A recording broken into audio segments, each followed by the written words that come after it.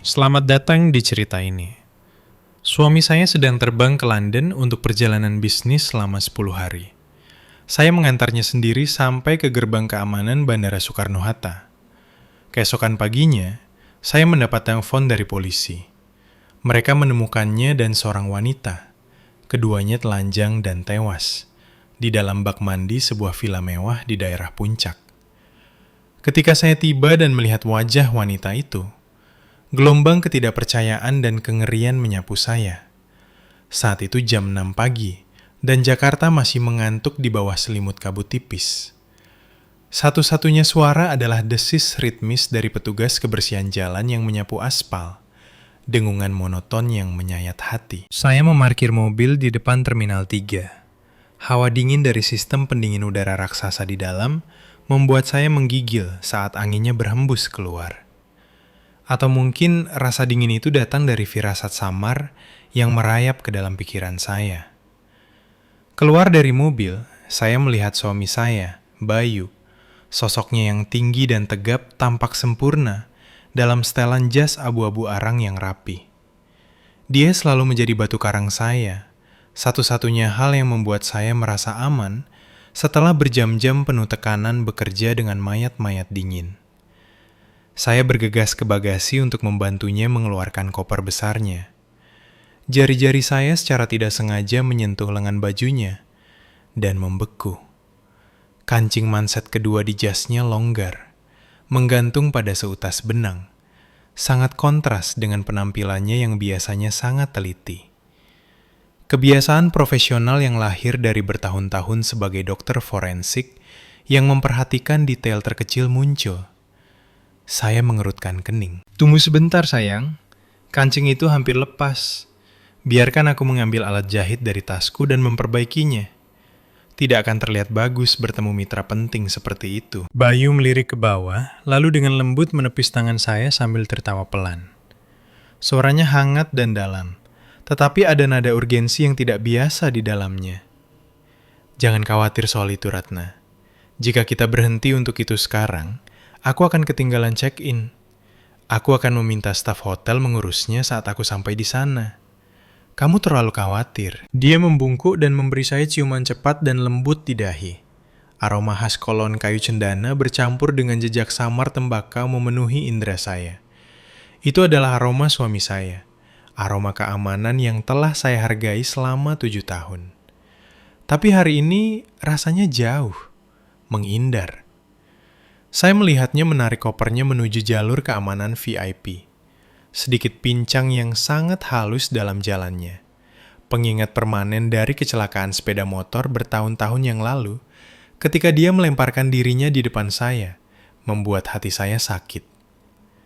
Tepat saat dia akan menghilang di balik pintu kaca otomatis, Bayu tiba-tiba berhenti. Dia berbalik, menatap kembali ke arahku, dan melambai dengan kuat. Senyumnya cerah di bawah lampu kuning pucat bandara. Tetapi matanya menyimpan kesedihan yang mendalam, seolah-olah dia mencoba merekam wajahku ke dalam ingatan untuk terakhir kalinya. Saya berkendara kembali ke kota saat jam sibuk pagi hari dimulai. Kakofoni klakson mobil menarik saya dari pikiran tentang tatapan aneh suami saya. Ponsel saya bergetar di dalam tas, sebuah pesan teks. Saya melirik layar, notifikasi dari bank kami. Sejumlah besar uang baru saja ditransfer ke rekening bersama kami. Angkanya memiliki begitu banyak nol.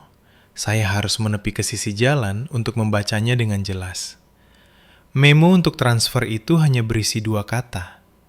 Dana darurat. Rasa dingin merambat di punggung saya, dan keringat dingin pecah di dahi saya, meskipun AC mobil menyala dengan kekuatan penuh. Dalam dunia bisnis berisiko tinggi, ada aturan tidak tertulis yang seringkali menakutkan. Salah satunya adalah mencairkan aset atau menyiapkan dana darurat untuk keluarga Anda tepat sebelum kesepakatan berisiko tinggi atau ketika Anda akan menghadapi masalah hukum. Mengapa dana darurat dan bukan biaya hidup atau investasi seperti yang biasa dia tulis? 2 kata itu duduk di layar ponsel saya seperti wasiat terakhir. Persiapan untuk skenario terburuk yang tidak berani dia ucapkan dengan lantang. Saya mencoba menenangkan diri, mengatakan pada diri sendiri bahwa dia hanya berhati-hati dalam perjalanan panjang. Tetapi intuisi seorang istri dan naluri seseorang yang berurusan dengan kematian setiap hari berteriak bahwa ada sesuatu yang salah. Malam itu, setelah hari yang melelahkan bergulat dengan berkas kasus dan kecemasan yang menggerogoti, saya baru saja tertidur ketika telepon berderin. Panggilan tengah malam untuk seorang dokter forensik tidak pernah menjadi pertanda baik. Itu biasanya berarti kematian yang tidak wajar atau tempat kejadian perkara yang berdarah. Saya meraba-raba mencari telepon. ID penelpon menunjukkan itu adalah atasan saya, Kepala Divisi Pembunuhan. Halo, ini Dr. Ratna. Suaraku serak karena tidur dan ketakutan yang meningkat di tenggorokanku. Ujung sana diam selama beberapa detik. Hanya helaan napas berat di kejauhan yang disertai raungan sirene. Suara atasan saya, yang biasanya tajam dan berwibawa, terdengar ragu-ragu, penuh dengan simpati yang tidak nyaman. Ratna, saya ingin kamu tetap tenang. Unit patroli baru saja menelpon. Mereka menemukan suamimu. Saya tersentak bangun di tempat tidur. Jantung saya berdebar kencang di rusuk saya. Menemukannya? Apa maksudmu? Dia ada di London. Apa yang kamu bicarakan? Dia ditemukan di sebuah villa mewah di puncak. Suara atasan saya merendah. Setiap kata bagaikan hantaman palu ke gendang telinga saya. Kamu perlu mempersiapkan diri. TKP-nya rumit. Dia sudah meninggal. Ponsel terlepas dari tangan saya, mendarat tanpa suara di kasur. Semua suara sepertinya tersedot ke dalam lubang hitam.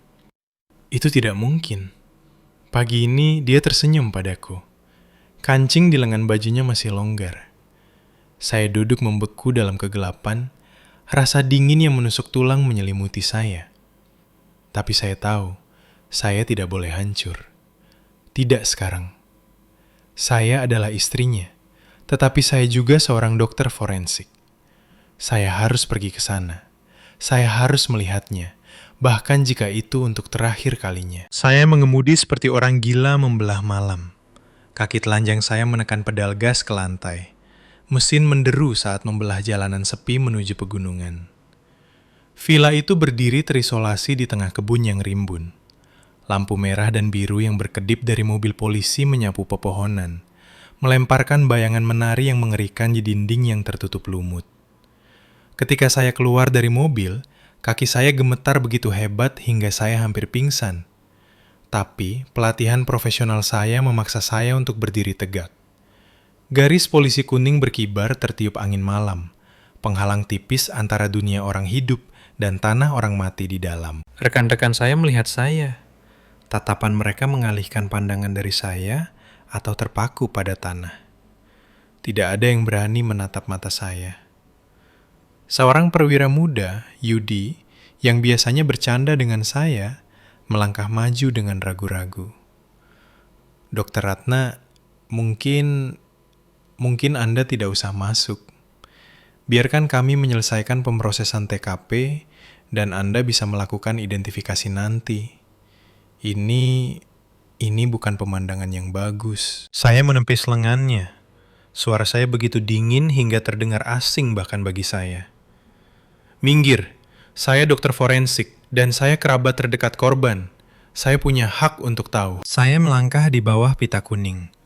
Hal pertama yang menghantam saya bukanlah bau kematian yang akrab, tetapi bau menyengat dari minuman keras mahal, parfum yang sangat manis, dan asap tajam dari narkotika yang baru saja dibakar. Ruang tamu yang besar itu berantakan. Sisa-sisa pesta liar. Botol minuman keras kosong berserakan di lantai, dan pakaian bertebaran di atas sofa bludru merah mewah. Tapi tidak ada satupun yang menarik perhatian saya.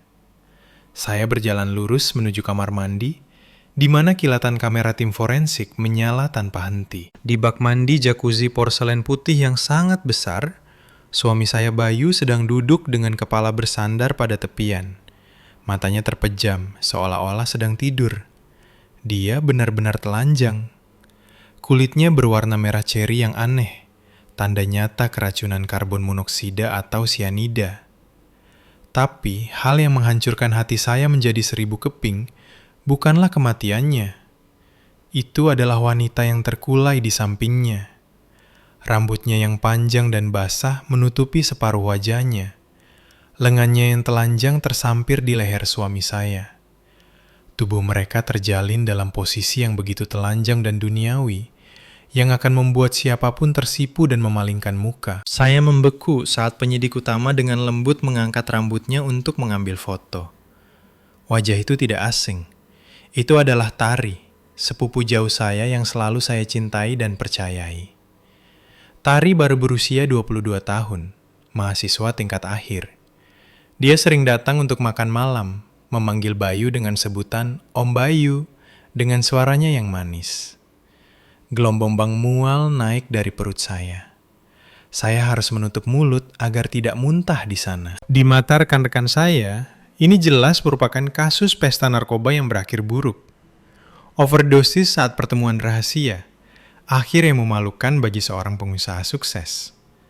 Saya bisa mendengar mereka berbisik di belakang saya, bergumam tentang kebejatan, perselingkuhan, dan istri yang malang dan diselingkuhi. Tetapi ketika keterkejutan dan rasa sakit awal mereda, naluri profesional saya bangkit, tajam dan tanpa ampun. Saya mengenakan sepasang sarung tangan lateks, menarik napas dalam-dalam untuk menekan emosi saya, dan mendekati tubuh suami saya. Saya tidak melihat wajahnya, atau tubuh telanjang yang berteriak tentang pengkhianatan. Saya fokus pada tanda-tanda biologis. Saya dengan lembut mengangkat bahunya, memeriksa punggung dan bokongnya. Di bawah cahaya forensik yang terang, saya melihat noda ungu kemerahan tua dari lebam mayat, livor mortis, yang menetap dalam satu petak besar. Menurut hukum gravitasi, jika seseorang meninggal dalam posisi duduk di bak mandi, darah akan mengumpul di bagian terendah tubuh, bokong, paha, dan betis, membentuk noda di sana. Tapi pada tubuh suami saya, lebam mayat itu sepenuhnya ada di punggung dan bagian belakang lengannya. Ini membuktikan bahwa dia telah meninggal dalam posisi telentang, berbaring telentang setidaknya selama 4 jam sebelum dipindahkan dan ditempatkan dalam posisi duduk ini. Saya menoleh ke atasan saya. Mata saya kering dan keras. Ini adalah adegan yang direkayasa. Dia tidak mati di bak mandi ini. Dia mati berbaring telentang di permukaan yang keras. Seseorang memindahkannya ke sini setelahnya dan mengaturnya seperti ini. Ruangan menjadi sunyi. Bahkan jepretan kamera berhenti. Pernyataan saya seperti seember air dingin pada asumsi prasangka mereka. Orang mati tidak berbohong. Pola lebam mayat adalah saksi yang paling jujur, mengungkap sandiwara kikuk pembunuh. Suami saya tidak mati dalam kecelakaan kotor. Dia dibunuh, dan reputasinya sedang dinodai, bahkan setelah napas terakhirnya. Pekikan ban di luar gerbang villa diikuti oleh bunyi klik-klak tajam dan cepat dari sepatu hak tinggi di trotoar, suara yang memukul dada saya. Sebelum saya bisa berbalik, sesosok bayangan gelap bergegas masuk, membawa angin dingin dan aroma parfum gaharu yang menyengat. Blak! Sebuah tamparan menyengat mendarat di pipi kiri saya begitu keras, hingga kepala saya berputar. Rasa logam darah memenuhi mulut saya. Saya terhuyung mundur, memegangi wajah saya yang terbakar, dan menatap wanita yang memukul saya. Itu adalah Ibu Widya, ibu mertua saya. Gaun sutra hitamnya yang elegan sangat rapi, tetapi wajahnya berkerut karena kemarahan. Berdiri tepat di belakangnya adalah Indra, kakak ipar saya, yang sedang membetulkan kacamata berbingkai emasnya dengan ekspresi yang tidak bisa ditebak. Dasar pembawa sial, lihat apa yang telah kau lakukan. Ibu Widya menjerit, jarinya yang gemetar menunjuk ke wajahku. Aku sudah bilang dari awal bahwa kau adalah nasib buruk, bahwa kau akan membawa kehancuran bagi keluarga ini. Dan sekarang, lihat, dia mati, telanjang di bak mandi dengan seorang pelacur. Apakah kau tahu rasa malu yang kau bawa pada nama keluarga kami? Saya menelan rasa asin darah, mencoba menjaga suara saya tetap stabil. Ibu Widya, saya tahu ibu sedang kesakitan, tapi ada lebih dari ini. Lebam mayat di tubuh Bayu tidak cocok dengan posisi dia ditemukan. Saya curiga adegan ini direkayasa. Kita perlu... Tutup mulutmu! Ibu Widya berteriak, memotong ucapan saya. Matanya tidak memancarkan belas kasihan, hanya rasa jijik dan perhitungan. Apa yang akan kau lakukan? Membedahnya? Kau ingin seluruh dunia melihat tubuh anakku yang dimutilasi dan menertawakan keluarga ini? Kau ingin saham perusahaan anjlok besok? Pada saat itu, Indra perlahan melangkah maju. Dia meletakkan tangan yang menenangkan di bahu ibunya, lalu menoleh ke arah saya. Matanya berkilau dingin di balik kacamatanya. Dia mengeluarkan tumpukan foto tebal dari tas kerja kulit buayanya dan melemparkannya ke meja kaca di depan atasan saya dan tim investigasi. Foto-foto itu berserakan, mengungkapkan gambar Bayu dan Tari memasuki hotel, makan malam dengan mesra, dan bahkan beberapa foto buram mereka di dalam mobil. Ratna, aku tahu kamu syok, kata Indra. Nadanya menipu tenang dan masuk akal, tetapi setiap kata adalah pisau. Tapi kebenarannya ada di sana. Bayu dan Tari telah berhubungan selama lebih dari setahun. Kami semua tahu. Kami hanya menyimpannya darimu untuk menjaga kedamaian dalam keluarga. Malam ini, dia diam-diam memundurkan penerbangannya untuk menemuinya di sini. Sayangnya, mereka menggunakan terlalu banyak obat-obatan, dan itu menyebabkan kecelakaan. Ini masalah pribadi keluarga. Kami tidak ingin mempublikasikannya. Saya menatap foto-foto itu. Sudut, pencahayaan, semuanya diatur dengan sempurna untuk membuat pemirsa percaya bahwa mereka berselingkuh. Tapi saya mengenal Bayu dan saya mengenal Tari lebih baik lagi. Dia punya pacar di kampung. Dia menghormati Bayu seperti seorang ayah. Ini adalah fabrikasi yang mencolok. Tidak mungkin, saya tersentak. Menerjang ke arah penyidik utama. Inspektur, lihat baik-baik. Lebam mayatnya ada di punggungnya. Dia mati berbaring. Foto-foto ini dimanipulasi. Ini direkayasa. Kita harus melakukan otopsi. Kita harus. Inspektur itu menatap saya dengan rasa kasihan, lalu melirik Indra. Indra tidak mengatakan apa-apa. Dia hanya mengeluarkan ponselnya, memutar nomor, dan menaruhnya di pengeras suara. Suara yang kuat bergema dari ujung sana. Begitu berwibawa, sehingga membuat setiap petugas di ruangan itu berdiri sedikit lebih tegak. Itu adalah suara seorang pejabat tinggi di Kejaksaan Agung. Teman keluarga yang sering disebut-sebut keluarga Indra di pesta-pesta. Mengenai insiden di Villa Puncak, keluarga berharap agar jenazah tidak dinodai karena alasan pribadi. Pastikan ini diselesaikan dengan cepat. Serahkan jenazah kepada keluarga untuk pengaturan pemakaman dan cegah pers mengendus hal ini. Ini bisa merusak reputasi salah satu perusahaan besar negara ini. Panggilan berakhir. Inspektur menghela napas dan menoleh ke saya. Matanya penuh ketidakberdayaan. Maaf, Dr. Ratna. Kami harus menyerahkan jenazah. Keluarga telah menandatangani surat pernyataan, menolak otopsi. Saya berdiri terpaku di tempat, menyaksikan orang-orang dari rumah duka swasta yang disewa oleh Indra mulai membawa tubuh suami saya pergi. Mereka menutup resleting kantong jenazah hitam yang dingin. Suara resleting itu merobek jiwa saya. Saya menyadari bahwa saya sendirian dalam pertarungan ini. Mereka tidak peduli bagaimana Bayu meninggal. Mereka hanya peduli pada reputasi mereka, pada angka-angka di pasar saham.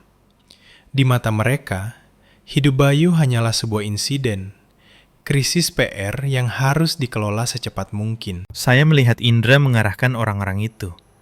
Jam tangan Patek Philippe di pergelangan tangannya berkilauan di bawah lampu forensik. Dia berbalik dan menatap saya, seringai tipis dan menantang di bibirnya. Matanya seolah berkata, "Kamu kalah." Rumah duka swasta kelas atas itu terletak di kawasan hutan pinus di pinggiran kota.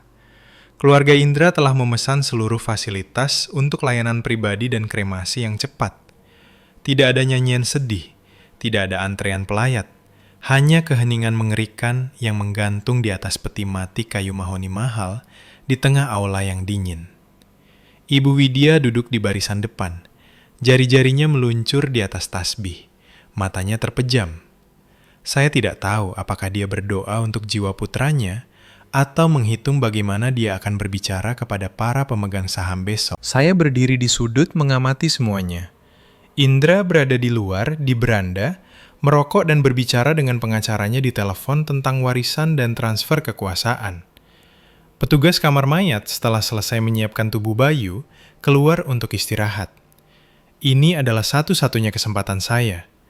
Jika tutup peti mati itu ditutup untuk selamanya, kebenaran tentang kematiannya akan terkubur selamanya. Mengambil napas dalam-dalam untuk menenangkan jantung saya yang berpacu, saya berjingkat menuju peti mati. Bayu berbaring di sana. Wajahnya dirias dengan hati-hati untuk menyembunyikan rona merah muda yang tidak wajar pada kulitnya. Matanya terpejam, seolah-olah dalam tidur nyenyak. Saya menatapnya. Air mata menggenang. Tetapi saya segera menyekanya. Ini bukan waktunya untuk kelemahan. Dari lengan blazer saya yang kebesaran, saya mengeluarkan pisau bedah kecil, alat yang sangat diperlukan dari peralatan lapangan saya. Tangan kiri saya dengan lembut mengangkat kepalanya, sementara tangan kanan saya dengan ahli menyelipkan pisau ke rambut tebal di tengkuknya. Sret! Seikat kecil rambut, akar, dan semuanya terpotong rapi. Saya dengan cepat menempatkannya di kantong plastik klip kecil yang tersembunyi di telapak tangan saya. Rambut menyimpan sejarah penggunaan narkoba. Itu akan memberitahu saya dengan apa dia diracuni. Selanjutnya, kuku jarinya. Saya mengambil tangannya yang dingin dan kaku. Hati saya sakit. Maafkan aku, Bayu, pikir saya. Lalu menggunakan pemotong kuku khusus kecil untuk mengambil sampel dari jari telunjuknya. Bunyi klik kecil bergema di ruangan sunyi itu seperti tembakan. Saya tersentak, melirik ke arah pintu. Tetapi Indra masih di luar, punggungnya menghadap saya, tenggelam dalam percakapan teleponnya. Dengan gemetar, saya mengumpulkan potongan kuku dan membungkusnya dengan hati-hati. Tapi intuisi dokter forensik saya memberitahu saya ada sesuatu yang masih hilang. Lebam mayat yang tidak normal, kulit merah ceri. Saya perlu menemukan titik masuk racun. Saya menyalakan lampu pena medis kecil dan memindai tubuhnya dari pergelangan tangan dan siku hingga sela-sela jari kakinya. Tidak ada bekas jarum. Pembunuhnya adalah seorang profesional, atau mereka memiliki pengetahuan medis yang luas. Sinar cahaya melewati lehernya dan saya berhenti. Saya dengan lembut memiringkan kepalanya dan menarik kembali telinga kirinya. Kulit di belakang telinga, tepat di atas tulang mastoid, tipis dengan sedikit ujung saraf. Di sana, di bawah LED putih terang, ada titik merah kecil. Begitu kecil sehingga pengamat biasa akan menganggapnya sebagai gigitan nyamuk atau pori-pori yang radang. Tapi bagi saya, itu adalah gerbang kematian.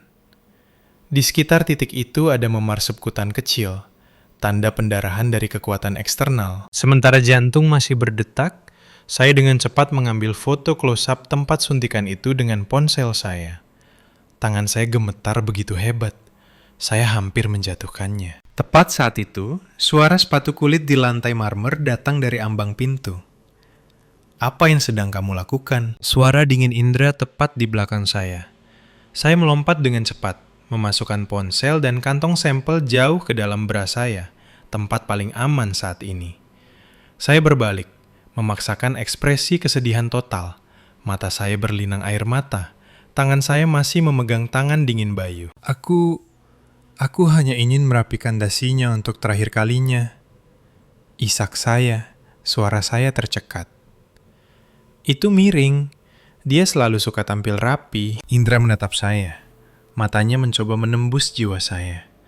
Dia berjalan mendekat, melirik kerah Bayu, lalu kembali menatap saya. Kecurigaan jelas di matanya. Tetapi mungkin penampilan saya yang hancur cukup meyakinkan. Dia mendengus dan melambaikan tangan dengan acuh tak acuh. Jika sudah selesai, keluar. Sudah waktunya upacara. Jangan menghambat semuanya. Saya menundukkan kepala dan berjalan keluar. Tangan saya menekan dada saya.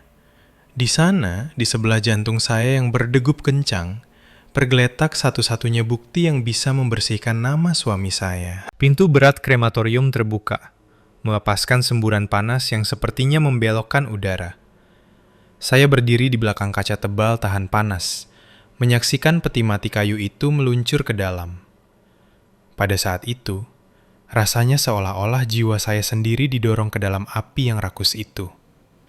Ibu Widya memalingkan wajah, menyeka sudut matanya dengan sapu tangan. Apakah air matanya nyata atau bagian dari sandiwara? Saya tidak bisa membedakannya. Indra berdiri dengan tangan bersilang. Tatapannya tertuju pada pintu tungku.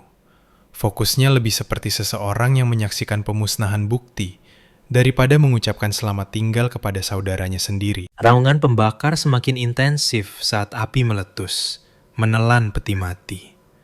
Saya menggigit bibir saya sampai berdarah agar tidak berteriak. Saya tahu api itu tidak hanya membakar tubuh suami saya. Itu memusnahkan bukti makroskopis yang paling penting. Tidak akan ada kesempatan kedua untuk memeriksa lebam mayat. Tidak ada yang akan pernah melihat kulit merah muda yang tidak wajar atau mengukur kadar karbon monoksida dalam darahnya. Semuanya akan menjadi abu, sunyi, dan tidak berarti. Tapi mereka salah. Mereka pikir api bisa menghancurkan segalanya.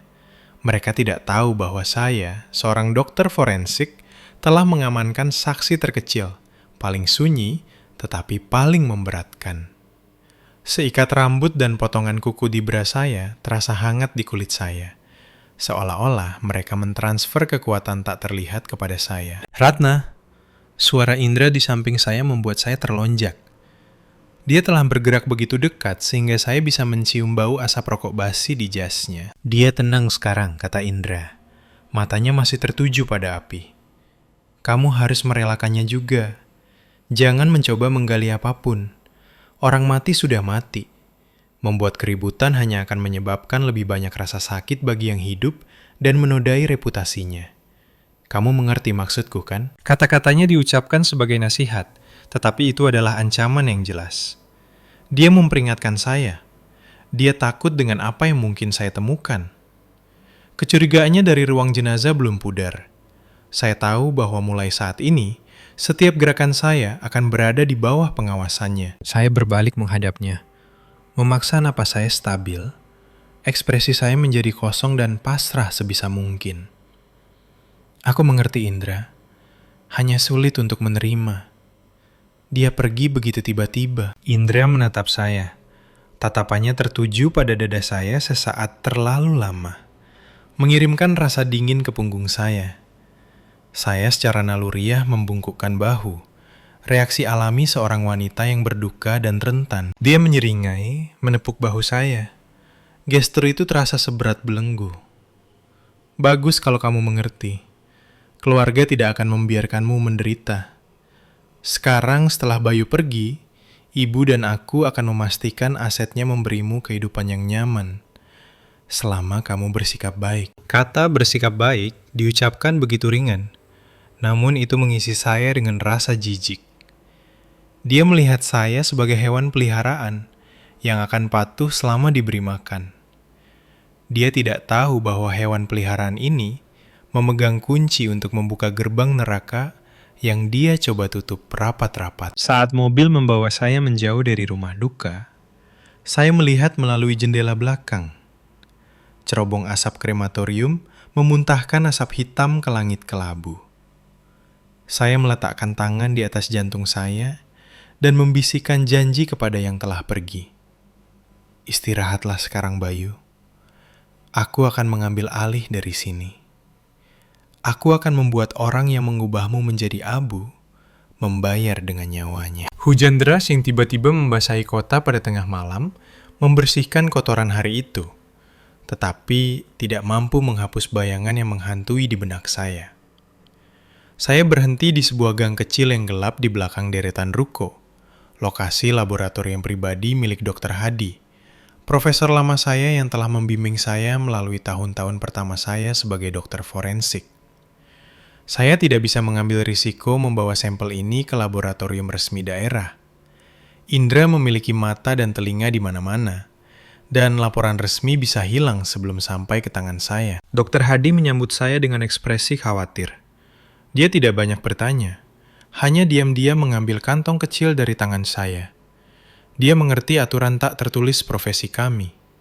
Ketika seorang dokter forensik muncul di pintu belakang Anda di tengah malam, itu berarti keadilan sedang dibungkam. Saya ingin Anda menjalankan kromatografi gas spektrometri massa, kata saya. Suara saya gemetar karena dingin dalam antisipasi. Saya curiga keracunan oleh pelemas otot non-depolarisasi. Dokter Hadi mengangguk, mengenakan kacamatanya dan mulai bekerja. Desingan sentrifus dan denting gelas memenuhi ruangan beraroma bahan kimia. Soundtrack suram untuk penantian saya. Saya duduk meringkuk di kursi plastik. Mata saya terpaku pada layar komputer tempat aliran data hijau dan merah menari. Setiap detik terasa seperti keabadian. 2 jam kemudian, printer berbunyi, memuntahkan selembar kertas. Dokter Hadi mengambilnya, menyipitkan mata melalui kacamata bifokalnya, dan wajahnya berubah. Dia menatap saya, matanya penuh dengan keterkejutan dan simpati. Ratna, lihat ini. Saya mengambil kertas itu. Angka dan grafik kimia itu tidak dapat disangkal. Di rambut dan kuku Bayu, konsentrasi suksinilkolin puluhan kali lebih tinggi daripada dosis terapi apapun. Suksinilkolin.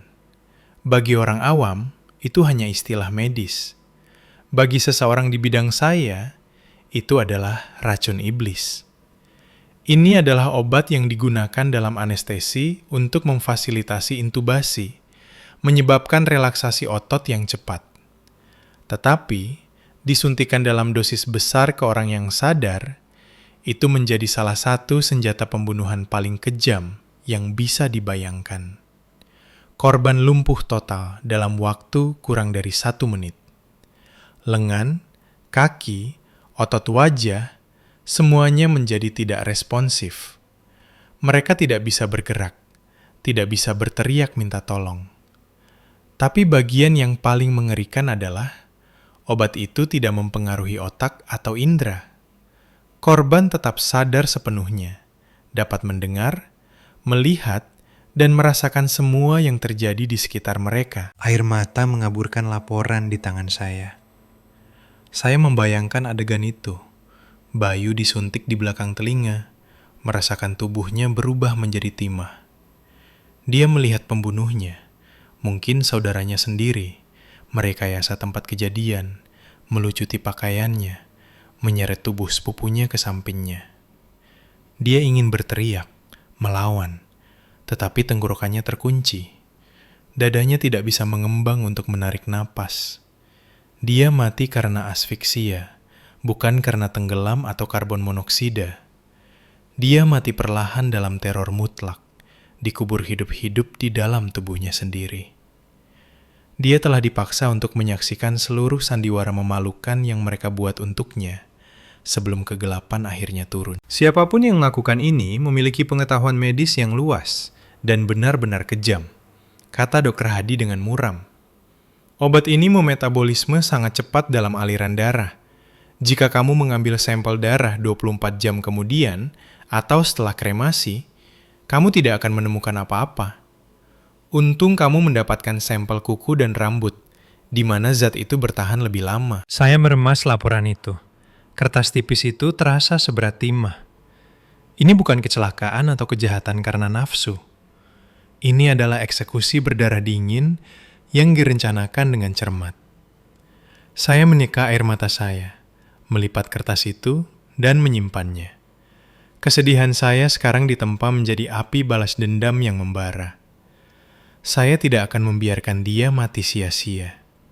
Saya akan menemukan orang yang memegang suntikan itu, orang yang berdiri dan menyaksikannya mati dalam keputusasaan total. Hujan malam sebelumnya telah berhenti, meninggalkan cakrawala kota dengan warna abu-abu suram yang cocok dengan suasana hati saya. Saya sedang duduk di sebuah kafe kecil, tersembunyi di gang yang tenang, mengaduk es kopi yang sudah lama mencair. Di seberang saya adalah Rudy, teman lama SMA yang sekarang menjadi teknisi senior untuk sistem keamanan di Bandara Soekarno-Hatta. Memintanya untuk menemui saya pada jam ini membutuhkan permintaan bantuan lama, dan memohon sebagai istri yang baru saja menjanda. Rudy melirik ke sekeliling dengan gugup sebelum menggeser laptop ke arah saya. Dia merendahkan suaranya. "Lihat cepat dan hapus semuanya setelah kamu selesai," bisiknya. "Aku mempertaruhkan leherku untukmu dalam hal ini. Ada perintah dari atas untuk mengunci semua informasi terkait kasus Bayu. Siapapun yang menyentuhnya akan dipecat, tanpa pertanyaan." Saya mengangguk. Tangan saya yang gemetar mencolokkan flash drive ke laptop. Layar dipenuhi dengan file video bertanda waktu. Saya menarik napas dalam-dalam dan mengklik file yang mencakup jendela waktu jam 6 hingga 7 pagi dari hari itu. Rekaman resolusi tinggi dari kamera keamanan muncul, menunjukkan aula keberangkatan internasional yang ramai. Saya memajukan cepat ke saat saya mengucapkan selamat tinggal pada Bayu di pos pemeriksaan keamanan. Di layar, saya melihat diri saya berlama-lama, mengawasi punggung suami saya saat dia menarik koper peraknya yang ramping. Dia berjalan dengan tegas, langsung menuju jalur prioritas untuk penumpang kelas bisnis. Sepintas, semuanya tampak normal, cocok dengan ingatan saya tentang pagi yang naas itu. Tapi intuisi saya berteriak bahwa ada sesuatu yang salah. Beberapa detail kecil berteriak minta perhatian saya. Saya memutar ulang klip dia melewati pemindai keamanan berulang kali. Dia melepas jasnya, ikat pinggang, dan jam tangannya, meletakkannya di nampan plastik. Tunggu. Saya menghentikan video dan memperbesar tangan pria itu. Dia melepas jam tangan dari pergelangan tangan kanannya. Jantung saya berdetak kencang. Bayu kidal. Dalam 7 tahun pernikahan, saya tidak pernah sekalipun melihatnya memakai jam tangan di pergelangan tangan kanannya. Dia selalu memakainya di sebelah kiri, membiarkan tangan dominannya bebas untuk menulis dan menandatangani dokumen. Saya ingat pagi itu ketika saya menawarkan untuk memperbaiki kancing mansetnya. Lengan kirinya tergantung secara alami di sampingnya. Jam tangan bertali kulit coklat tua duduk dengan aman di pergelangan tangan kirinya. Jadi mengapa? Hanya 15 menit setelah meninggalkan pandangan saya, jam tangan itu ada di sebelah kanannya. Saya terus memutar video. Pria itu melewati detektor logam, mengenakan kembali jasnya, mengencangkan jam tangan ke pergelangan tangan kanannya, dan melanjutkan menarik koper. Dia berjalan cepat, berbaur dengan kerumunan, bergegas menuju gerbang mereka. Pengamat biasa tidak akan melihat perbedaan. Tinggi, gaya rambut, dan setelan jas yang sama. Tapi satu detail itu, jam tangan, adalah celah kecil yang menghancurkan gambar yang sempurna. "Rudy," kata saya, suara saya bergetar. "Bisakah kamu menemukan sudut lain? Satu dengan pandangan wajahnya yang lebih jelas, atau mungkin dari belakang saat dia memasuki garba rata?" Rudy menghela napas. Jari-jarinya terbang di atas keyboard. "Aku akan mencoba, tapi cakupan kamera terbatas di area itu. Ini dia, kamera 42, jalan menuju gerbang keberangkatan." Video baru muncul. Pria itu berada di travelator. Kepalanya menunduk melihat ponselnya. Topi baseball ditarik rendah, menutupi sebagian besar wajahnya. Tetapi gaya berjalannya hanya memperkuat kecurigaan saya. Dada saya sesak. Rasa pengkhianatan yang menyakitkan menyapu saya. Pria yang menarik koper itu, orang yang dengan santai naik penerbangan ke London untuk membuat alibi yang sempurna, bukanlah suami saya. Saya membawa flash drive itu pulang, mengunci diri di ruang kerja saya, dan memulai analisis yang tidak pernah saya bayangkan akan saya lakukan pada suami saya sendiri. Di monitor besar saya membuka program analisis gaya berjalan forensik, alat khusus yang kami gunakan untuk mengidentifikasi penjahat melalui biomekanik unik mereka. Tubuh manusia adalah mesin biologis yang mengingat setiap cedera, dan setiap langkah membawa jejak masa lalu. Saya memuat video bandara ke dalam perangkat lunak, menetapkan penanda kerangka virtual pada tubuh pria itu. Garis hijau menghubungkan pinggul, lutut, dan pergelangan kakinya, memetakan gerakannya sebagai pola gelombang. Saya menahan napas. Bayu pernah mengalami kecelakaan sepeda motor yang serius saat kuliah. Dia berbelok untuk melindungi saya dari pengemudi yang salah arah. Kecelakaan itu sebagian merobek ACL kirinya. Meskipun operasi dan terapi fisik ekstensif, tubuhnya telah mengembangkan mekanisme kompensasi alami. Ketika dia berjalan cepat atau lelah, kaki kirinya akan menyentuh tanah sepersekian detik lebih cepat daripada kanannya, dan dia akan memberi lebih sedikit tekanan padanya. Hasil analisis muncul di layar, dingin dan impersonal. Grafik gaya berjalan pria dalam video menunjukkan keseimbangan yang hampir sempurna. Distribusi berat antara kakinya adalah 50/50. Panjang langkahnya sangat merata.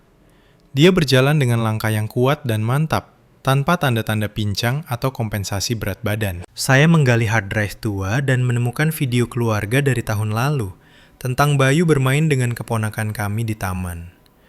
Saya memasukkannya ke dalam program untuk perbandingan. Hasilnya adalah dua grafik yang sama sekali berbeda. Grafik Bayu menunjukkan penyimpangan karakteristik. Kaki kirinya menahan beban selama 0,03 detik lebih sedikit daripada kanannya. Pecahan detik yang sangat kecil itu tidak terlihat oleh mata telanjang. Adalah kebenaran yang tak terbantahkan yang bisa dilihat mesin. Saya menjatuhkan kepala saya ke meja. Air mata panas mengalir di wajah saya. Kebenaran terungkap. Pria di bandara itu adalah pemeran pengganti profesional. Dia memiliki tinggi dan tubuh yang serupa, dan dilengkapi dengan pakaian, koper, dan dokumen yang identik. Dia telah mengambil tempat suami saya setelah pos pemeriksaan keamanan, meninggalkan Bayu di belakang untuk nasib yang tak sanggup saya bayangkan. Jadi, di mana suami saya selama waktu itu? Dia tidak mungkin lenyap begitu saja dari bandara. Jika dia pergi ke ruang tunggu VIP, tetapi pemeran pengganti yang keluar, maka pertukaran itu pasti terjadi di dalam lounge kelas bisnis itu sendiri. Itu adalah area rahasia dengan sedikit orang, dan karena alasan privasi, tidak ada kamera internal. Skenario yang mengerikan terbentuk dalam pikiran saya. Bayu berjalan ke lounge, mungkin untuk mengambil kopi atau memeriksa emailnya. Dia tidak tahu bahwa di ruang yang tenang dan mewah itu, perangkap mematikan telah dipasang. Musuh tidak menunggunya di London atau di villa. Mereka menyerang di tempat yang paling tidak dia duga. 0,03 detik. Sekejap mata, tapi itu mengungkap seluruh konspirasi mengerikan. Saya menyeka air mata saya. Tatapan saya menjadi tajam dan dingin. Saya harus mencari tahu bagaimana mereka mengeluarkan suami saya dari bandara, tepat di bawah hidung ratusan petugas keamanan. Saya kembali ke rekaman CCTV. Kali ini, saya mengabaikan gerbang keberangkatan dan fokus pada pintu keluar layanan lounge VIP yang digunakan oleh staf dan untuk pengiriman. Jika Bayu tidak keluar lewat depan, dia pasti dibawa keluar lewat belakang. Saya menyipitkan mata, memutar ulang rekaman dari jam 6.30 hingga 7.30 pagi. Pada jam 7.15, pintu layanan terbuka. Dua pria berseragam petugas kebersihan biru tua mendorong keluar kereta layanan komposit besar, jenis yang digunakan di Hotel Bintang 5 untuk mengumpulkan taplak meja dan tempat tidur kotor. Kereta itu terlihat sangat berat. Rodanya mengerang di bawah beban saat mereka menggulingkannya melintasi lantai marmer. Kedua pria itu harus menggunakan tenaga yang cukup besar untuk memindahkannya. Naluri saya mengatakan inilah jawabannya. Saya memperbesar gambar sebanyak mungkin. Gambarnya berbintik-bintik, tapi cukup untuk melihat beberapa detail yang tidak biasa. Kedua petugas kebersihan mengenakan masker wajah dan topi mereka ditarik rendah. Yang di belakang bertubuh gempal, mendorong dengan kedua tangan di tepi kereta. Untuk sesaat yang singkat, saat dia mengangkat tangan untuk menyeka keringat dari alisnya, lengan seragamnya meluncur ke atas, memperlihatkan pergelangan tangan kirinya. Kilatan cahaya memantul dari sesuatu yang dia kenakan. Itu adalah jam tangan logam emas mawar, rose gold. Bentuk casing persegi panjang yang empuk dan gelang terintegrasi yang khas tidak salah lagi. Itu adalah Patek Philippe Nautilus, barang mewah yang bernilai mahal, Sesuatu yang tidak mampu dibeli oleh petugas kebersihan biasa, kecuali dia memenangkan lotre atau itu palsu. Tapi saya tahu jam tangan itu. Saya telah melihatnya puluhan kali dimakan malam keluarga berkilauan di pergelangan tangan kakak ipar saya yang terhormat. Indra memiliki hasrat untuk jam tangan mewah, dan Nautilus emas mawar itu adalah kebanggaannya, sesuatu yang sering dia pamerkan kepada mitra bisnis. Kebenaran yang mengerikan menghantam saya seperti pukulan fisik. Pria yang mendorong kereta Linen dengan tubuh suami saya di dalamnya adalah saudaranya sendiri. Indra melakukannya sendiri. Dia menyamar sebagai petugas kebersihan, menyelinap ke ruang tunggu, dan bekerja sama dengan kaki tangan untuk melumpuhkan atau membunuh saudaranya sendiri, lalu memasukkannya ke dalam kereta cucian untuk diselundupkan keluar seperti sampah. Dada saya terasa seperti akan meledak karena amarah. Saudaranya sendiri, darah dagingnya sendiri. Bagaimana dia bisa begitu kejam? Rencananya sangat teliti. Pemeran pengganti terbang ke London untuk membuat alibi bagi Bayu, sementara Indra menangani tubuh di bandara untuk meminimalkan risiko. Saya mengambil tangkapan layar saat jam tangan itu terlihat dan menyimpannya ke folder terenkripsi. Patek Philip itu, yang pernah menjadi simbol kekuasaan dan kekayaan Indra, baru saja menjadi borgol tak terlihat yang mengencang di pergelangan tangannya. Dia pikir rencananya sempurna, tetapi keserakahan dan kesombongannya telah meninggalkan celah fatal. Setelah mengungkap bagaimana kejahatan itu dilakukan di bandara, saya mengalihkan penyelidikan saya ke korban kedua, Tari. Bagi keluarga dan publik, Tari adalah perusak rumah tangga yang tidak tahu malu. Gadis bebas yang telah merayu paman iparnya dan meninggal bersamanya dalam perselingkuhan yang kotor. Tapi saya tidak mempercayainya. Tari yang saya kenal adalah gadis yang pemalu dan manis. Sangat tidak percaya diri dengan kemiskinan keluarganya di kampung. Menggunakan kredensial medis saya masuk ke database layanan kesehatan yang saling terhubung. Itu adalah pelanggaran etika profesional, tetapi saya tidak punya pilihan lain. Saya mengetik nama Tari dan nomor induk kependudukan NIK-nya. Pencarian mengembalikan sejarah kunjungan medis yang panjang dan mengejutkan. Dalam 2 tahun terakhir, Tari telah dirawat di ruang gawat darurat sebanyak 12 kali di berbagai rumah sakit dan klinik swasta. Alasannya selalu dicatat secara samar. Kecelakaan rumah tangga, jatuh dari tangga, tabrakan lalu lintas kecil. Tetapi ketika saya membuka laporan terperinci dan melihat sinar X yang menyertainya, kebenaran yang mentah dan menyakitkan muncul. Kunjungan pertama. Patah tulang rusuk ke-6 dan ke-7 di sisi kiri. Kunjungan kedua. Bahu kanan terkilir, memar luas di punggungnya. Kunjungan ketiga. Gegar otak, laserasi kulit kepala yang membutuhkan 5 jahitan. Kunjungan terakhir, 2 bulan lalu. Laserasi limpa tingkat 1 dan patah tulang fibula. Ini bukan cedera karena jatuh dari tangga atau ceroboh.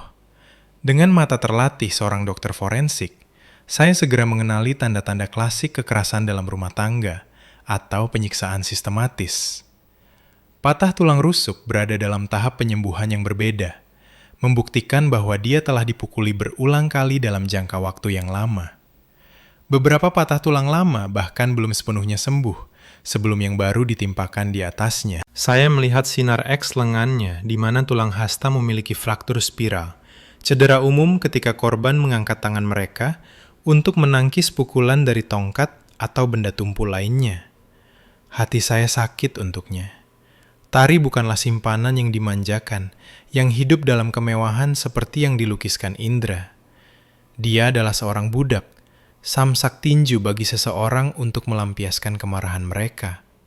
Dan saya yang memiliki kecurigaan yang memuakkan tentang siapa seseorang itu.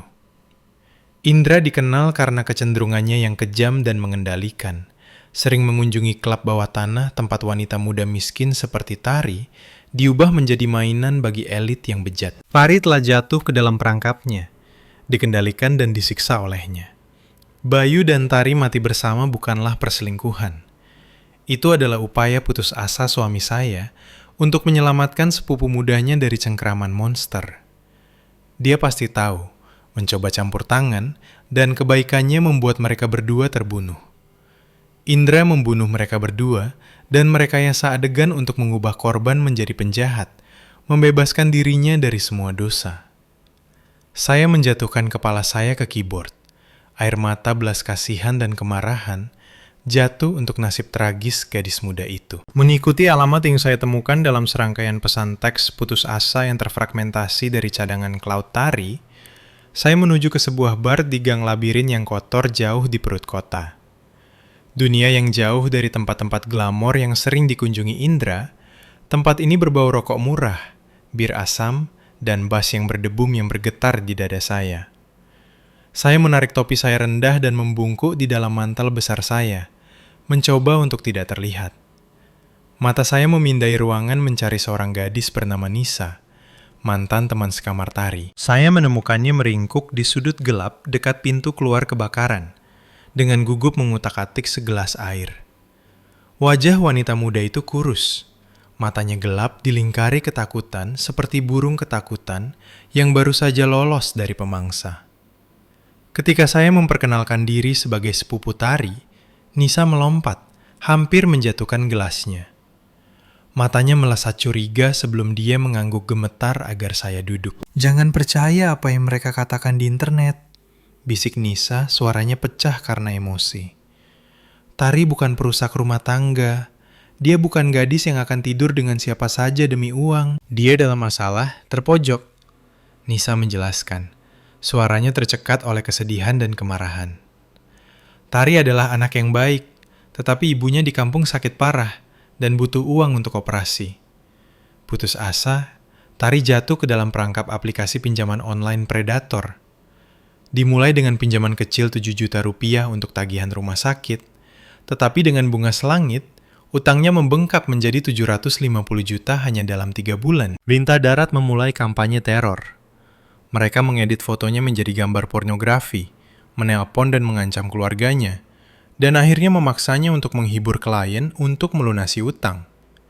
Orang sebenarnya di balik aplikasi itu adalah perusahaan cangkang milik Indra. Nisa mengungkapkan kebenaran yang membuat saya merinding. Dia menggunakan utang itu untuk mengubahnya menjadi budaknya. Dia memaksanya melakukan hal-hal menjijikkan, menghibur mitra bisnisnya yang bejat, dan bahkan memaksanya memasang perangkap untuk Bayu. Saya mengepalkan tangan di bawah meja. Kuku saya menancap di telapak tangan. Jadi, tragedi Tari berasal dari kekejaman kakak ipar saya sendiri. Dia bukan hanya penyelundup dan pencuci uang. Dia mengambil keuntungan dari keputusasaan wanita muda yang miskin. Bayu mengetahuinya, isak Nisa, menyeka air matanya. Dia tidak menyalahkan Tari. Dia diam-diam mulai membantunya membayar utang pokok. Dia ingin mengeluarkannya dari kekacauan itu. Dia menyuruhnya menyimpan semua bukti, teks ancaman, catatan transfer uang, sehingga mereka bisa mengungkap operasi Indra. Hari kejadian itu, dia memberitahu saya bahwa Bayu menemuinya di villa untuk mendapatkan bukti terakhir dan membantunya menghilang. Cerita Nisa adalah kepingan terakhir dari teka-teki itu. Mereka bukan kekasih berzinah yang mati dalam kesenangan. Mereka adalah dua orang yang berusaha mati-matian untuk melarikan diri dari monster. Bayu, suami yang baru-baru ini saya benci karena jaraknya, telah berjuang dalam perang kesepian secara rahasia untuk melindungi keadilan, untuk melindungi keluarganya, dan mungkin untuk melindungi saya agar tidak ternoda oleh uang kotor keluarganya. "Bu," kata Nisa, tiba-tiba meraih tangan saya. Tangannya dingin dan gemetar. Tari tahu dia bermain api. Dia meninggalkan sesuatu. Dia memberitahu saya jika terjadi sesuatu padanya, saya harus menemukan cara untuk memberikan ini kepada Anda, katanya. Hanya Anda yang bisa membersihkan namanya. Saya menatap mata Nisa yang dihantui, merasakan beratnya kepercayaan yang diberikan wanita muda ini kepada saya.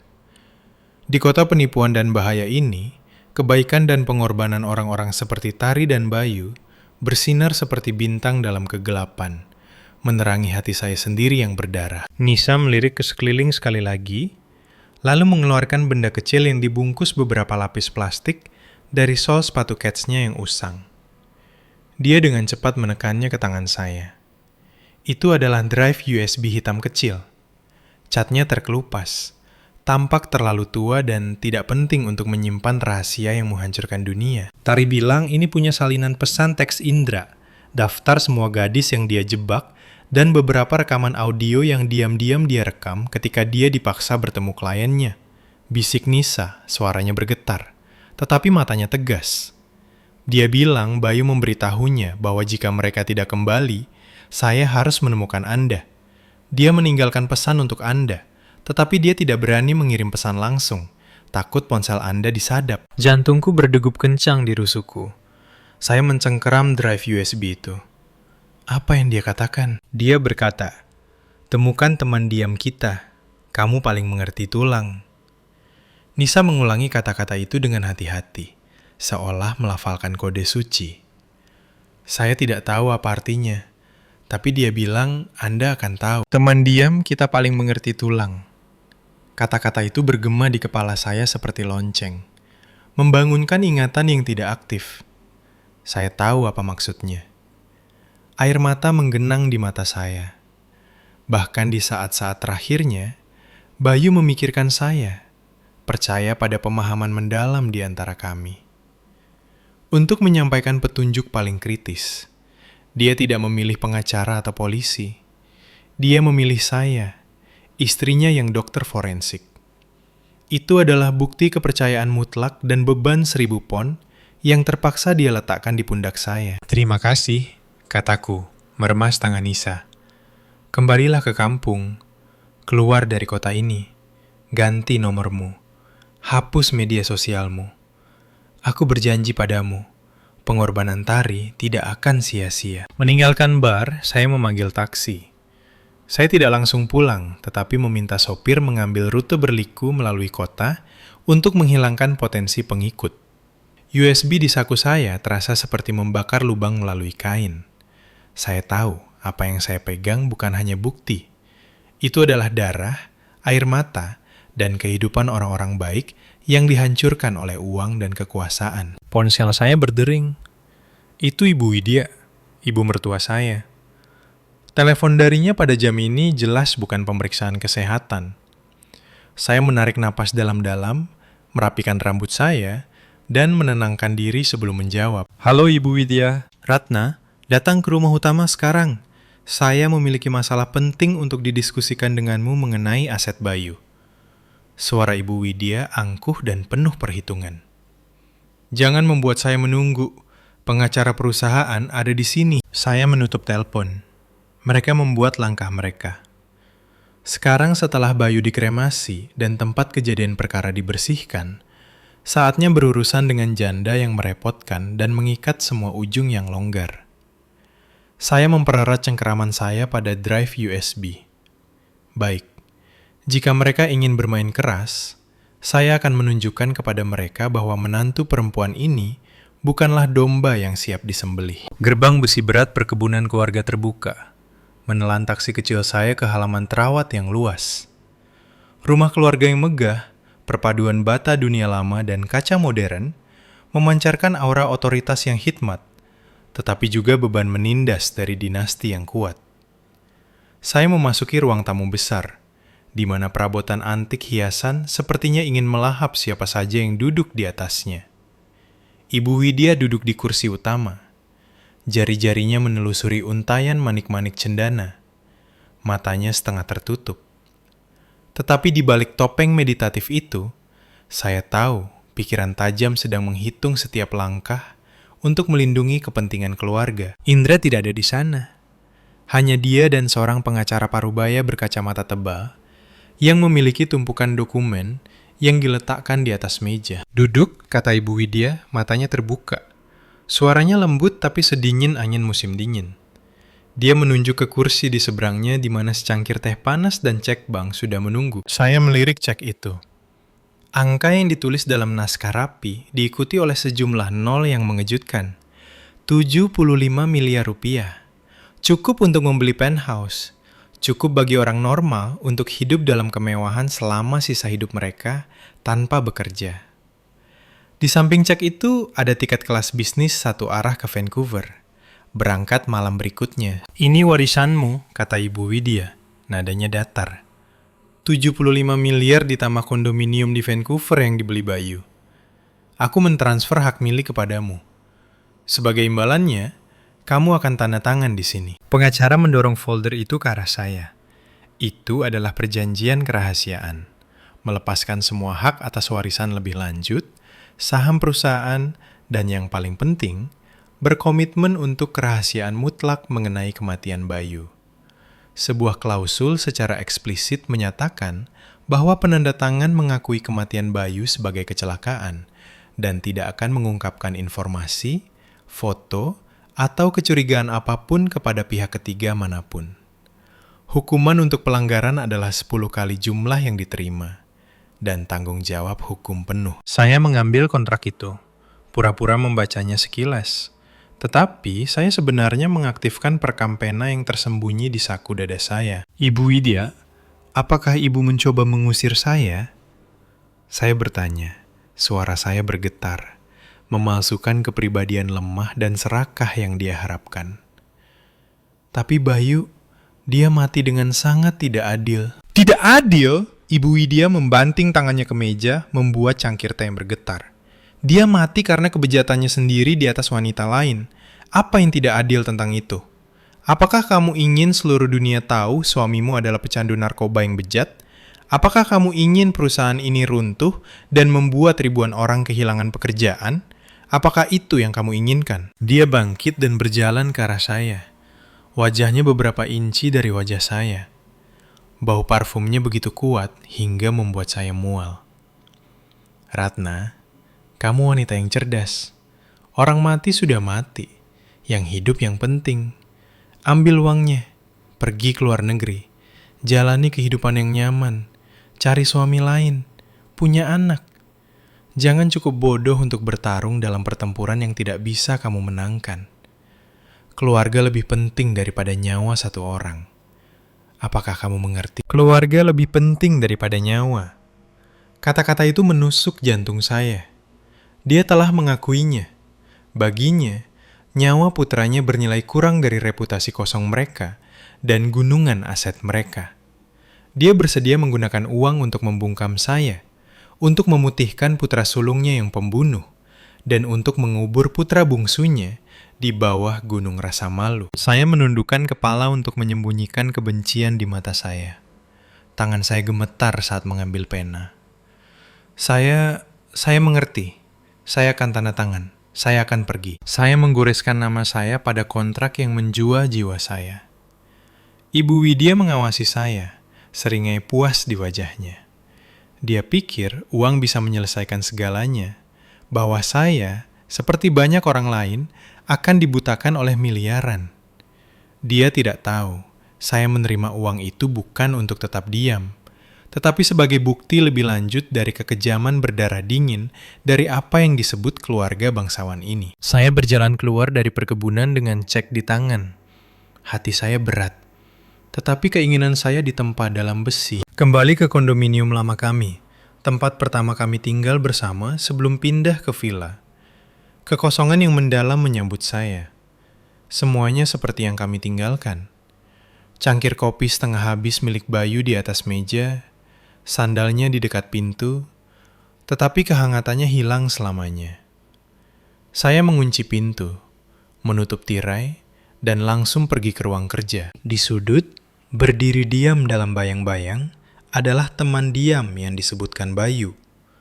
Itu adalah kerangka anatomi tingkat medis seukuran aslinya, hadiah darinya pada ulang tahun pernikahan ketiga kami. Dia bercanda, "Kamu lebih mencintai pekerjaanmu daripada mencintaiku. Jadi, aku memberimu ini.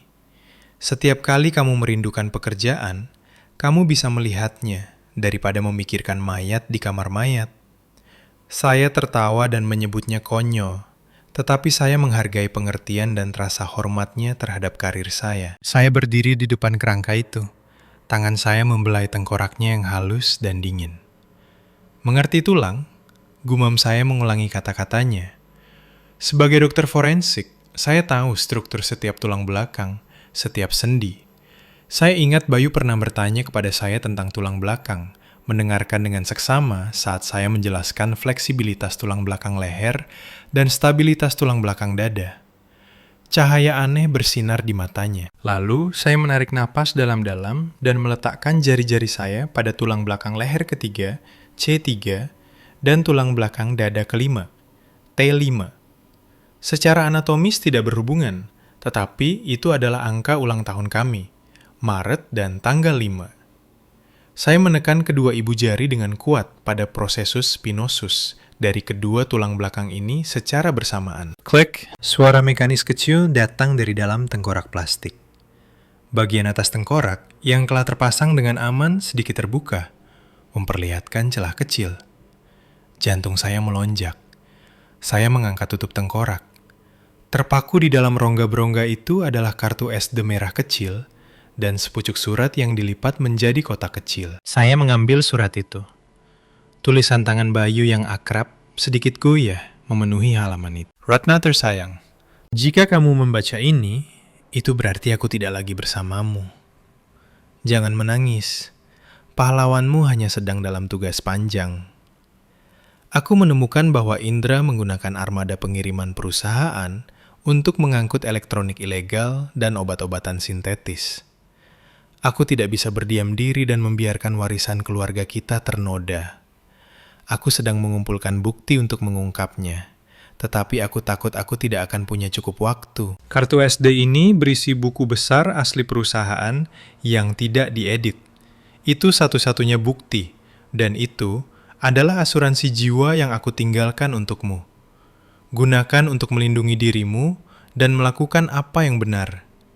Maaf meninggalkanmu dengan beban ini. Aku mencintaimu lebih dari hidup itu sendiri. Saya mendekap surat itu ke dada saya dan merosot ke lantai, terisak. Air mata yang telah saya tahan begitu lama akhirnya pecah. Dasar bodoh. Apakah kamu pikir kamu pahlawan super? Mengapa kamu tidak memberitahuku?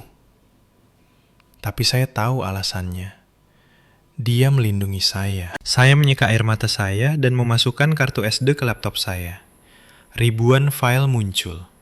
Manifest pengiriman, jadwal pengantaran barang terlarang, daftar pejabat yang disuap, dan rekaman audio panggilan Indra dengan mitra asing. Ini adalah bom nuklir yang bisa melenyapkan kerajaan kotor mertua saya. Saya memegang kartu itu erat-erat. Kamu menyerahkan hidupmu untuk kebenaran ini, Bayu. Aku tidak akan membiarkannya terkubur. Perang ini baru saja dimulai. Laptop tua yang tidak terhubung internet yang saya gunakan khusus untuk data forensik menyala. Layar memancarkan cahaya biru dingin di ruangan gelap, memantulkan wajah kurus dan mata saya yang membayangi. Saya menahan napas dan mengklik satu-satunya folder di kartu SD merah itu. Proyek Samudra Biru. Namanya terdengar begitu puitis, begitu manusiawi, persis seperti fasad polesan yang ditampilkan perusahaan keluarga Indra kepada dunia. Tetapi saat file Excel yang pada terbuka, kebenaran yang mengerikan menari di depan mata saya. Ini bukan kontainer tekstil atau ekspor pertanian seperti yang diklaim dalam laporan tahunan mereka. Pesanan pengiriman dikodekan, tetapi dengan kunci dekripsi yang ditinggalkan Bayu dengan hati-hati, dalam file teks terlampir, saya melihatnya apa adanya. Elektronik ilegal, limbah berbahaya, dan bahan kimia prekursor untuk metamfetamin. Bahan kimia dengan nama jalanan Blue Ice, komponen kunci untuk membuat sabu-sabu kristal, diselundupkan, disamarkan sebagai pelarut pembersih industri untuk kapal. Jumlahnya bukan dalam gram, tetapi dalam ton. Kolom keuntungan diisi dengan serangkaian nol yang tak ada habisnya. Miliaran dolar uang kotor, dicuci melalui jaringan perusahaan cangkang lepas pantai dan disalurkan kembali ke rekening pribadi Indra sebagai investasi proyek. Setiap kapal yang berlabuh adalah kapal hantu, membawa kematian dan kerusakan lingkungan, namun memberinya penghargaan sebagai pengusaha terkemuka. Dada saya sesak, bukan hanya karena kekejaman Indra, tetapi memikirkan apa yang harus dilalui Bayu, hidup dengan rahasia mengerikan ini, bertarung dalam pertempuran kesepian dalam kegelapan. hanya untuk membayar harga tertinggi. Klik, suara aneh dari tangga memecah keheningan. Indera saya menjadi siaga tinggi. Langkah kaki. Bukan langkah ringan tetangga, tetapi gedebuk sepatu bersol keras yang disengaja dan berat tanpa berusaha menyelinap. Kemudian gemerincing logam, suara alat pencungkil kunci yang tidak salah lagi. Mereka menemukan saya jauh lebih cepat daripada yang saya perkirakan. Indra pasti menyuruh orang mengikuti saya dari perkebunan. Dia tidak pernah mempercayai saya, dan dia tidak pernah bermaksud membiarkan saya pergi hidup-hidup dengan rahasia keluarganya. Saya mencabut kartu SD dan menyelipkannya bersama surat Bayu jauh di dalam bra saya. Saya mencari senjata di sekitar. Tidak ada apa-apa selain buku teks medis yang berat dan kerangka diam itu. Brak! Pintu apartemen bergetar di bawah pukulan keras. Suara kayu yang pecah memekakkan telinga. Saya mundur ke arah jendela, mengambil pisau cutter dari meja. Saya memanjangkan pisau tipis itu. Tangan saya gemetar. Saya tahu saya tidak bisa melawan preman profesional, tetapi saya lebih baik mati daripada membiarkan mereka mengambil bukti yang akan membersihkan nama suami saya. Lampu depan mobil yang diparkir di bawah melemparkan bayangan menari di langit-langit. Malam akan menjadi berdarah. Pintu akhirnya menyerah, jatuh ke dalam. 3 pria besar berpakaian hitam, wajah mereka tertutup masker, menyerbu masuk seperti predator. Pemimpinnya memiliki bekas luka panjang dari mata hingga dagunya. Mata dinginnya memindai ruangan dan terkunci pada saya. Berikan kartunya dan aku akan membuatnya cepat. Geramnya maju perlahan. Tongkat disbol logam di tangannya. Jangan mendekat, teriak saya. Suara saya pecah. Saya sedang live streaming. Ada kamera tersembunyi di mana-mana. Satu teriakan dari saya, dan wajah Anda akan ada di seluruh internet. Saya menunjuk ke lampu merah kecil yang berkedip di langit-langit. Indikator baterai lemah pada detektor asap. Tetapi dalam cahaya redup, itu cukup untuk membuat mereka berhenti sejenak. Keraguan mereka adalah satu-satunya kesempatan saya. Dia menggertak, tangkap dia. Pria berbekas luka itu berteriak, menerjang. Saya tidak menunggu. Saya berbalik dan berlari ke balkon. Udara malam adalah kejutan dingin. Saya berada di lantai 2. Di bawah ada semak bougainville tebal dan tumpukan sampah yang dibuang. Jatuh itu tidak akan membunuh saya, tetapi bisa dengan mudah mematahkan tulang. Tapi tidak ada jalan keluar lain. Saya mencengkeram pagar besi berkarat, memejamkan mata, dan melompat. Saya menabrak cabang-cabang. Duri tajam merobek kulit dan pakaian saya. Saya mendarat berguling. Naluri bertahan hidup muncul, tetapi rasa sakit yang tajam menjalar di pergelangan kaki saya. Saya menggigit bibir untuk menahan teriakan dan merangkak berdiri. Darah mengalir di lengan saya, tetapi saya tidak merasakannya. Adrenalin melonjak melalui saya. Saya harus lari. Dia melompat, turun ke sana. Sebuah suara berteriak dari atas. Saya terpincang-pincang menuju mobil saya, meraba-raba kunci. Mesin menderu hidup tepat saat pria berbekas luka itu mendarat di tanah. Dia mengayunkan tongkat, menghancurkan kaca spion samping saya. Saya menginjak pedal gas. Mobil meluncur ke depan menembus malam, meninggalkan kutukan mereka di belakang saya. Saya mengemudi membabi buta. Air mata dan darah bercampur di bibir saya. Rumah saya, tempat perlindungan terakhir kenangan saya dengan Bayu, telah dilanggar. Mulai saat ini, saya bukan lagi Dr. Ratna, dokter forensik yang dihormati. Saya adalah buronan yang diburu, tetapi juga seorang pejuang yang memegang senjata yang akan menghancurkan musuh saya. Saya terbangun karena silau matahari siang yang menusuk melalui lubang di atap seng bergelombang. Seluruh tubuh saya sakit. Saya berada di gudang persediaan medis tua yang ditinggalkan di pinggiran kota. Properti yang ditinggalkan teman dalam perawatan saya. Udaranya kental dengan bau kardus berjamur dan antiseptik. Tapi bagi saya, itu adalah tempat teraman di bumi. Cedera saya sebagian besar luka dan memar. Pergelangan kaki saya bengkak tapi tidak patah. Selama 2 hari, saya hidup seperti hantu. Makan mie instan kering dan minum air kemasan. Saya memutuskan hubungan dari dunia dan membenamkan diri dalam data di kartu SD. memetakan garis waktu, lokasi, dan aliran uang di belakang kotak-kotak tua. Saya menemukan pola. Indra selalu mengadakan acara amal atau pesta mewah pada hari yang sama saat pengiriman besar tiba, menciptakan gangguan yang sempurna. Dan besok malam, perusahaan mengadakan gala apresiasi CEO tahunan di hotel termewah di kota. Itu juga malam di mana pengiriman Blue Ice terbesar tahun ini akan tiba. Dia pikir saya bersembunyi seperti tikus yang terpojok. Dia salah. Saya tidak akan lari lagi. Saya akan berjalan tepat ke arahnya, di bawah lampu paling terang, di tempat paling berbahaya. Saya mengirim SMS ke nomor pribadi Indra dari ponsel burner. Kakak ipar tersayang, aku akan berada di gala. Aku membawa hadiah untuk berterima kasih atas 75 miliar itu. Jadilah tuan rumah yang baik. Saya mematahkan kartu SIM dan membuangnya. Saya melihat bayangan saya di cermin pecah. Wajah saya kurus, rambut saya berantakan, tetapi mata saya terbakar dengan kebencian. Saya mengambil satu-satunya alat rias yang saya miliki, tabung lipstik merah tua, dan mengecat bibir pucat saya. Warnanya seperti darah, deklarasi perang. Besok, wanita lemah bernama Ratna akan mati. Sebagai gantinya, Dewi Pembalasan akan bangkit dari abu untuk menuntut keadilan. Rainbow Room Hotel itu adalah lautan lampu kristal berkilauan dan alunan lembut musik klasik. Pria-pria bertuksedo berbaur dengan wanita-wanita bergaun malam yang berkilauan, udara kental dengan parfum mahal dan tawa palsu. Saya masuk bukan sebagai buronan yang compang-camping, tetapi dalam gaun beludru hitam panjang, selantai dengan belahan tinggi yang berani, yang memperlihatkan beberapa perban berwarna kulit di kaki saya. Hitam untuk berkabung, tetapi juga untuk kekuatan dan misteri. Penampilan saya seperti setetes tinta dalam gelas bening. Keheningan melanda ruangan. Bisikan mengikuti saya. Bukankah itu janda Bayu? Suaminya baru saja meninggal dan dia sudah keluar berpesta. Saya mengangkat kepala tinggi-tinggi dan berjalan lurus ke meja utama di mana Indra duduk. Segelas anggur di tangannya.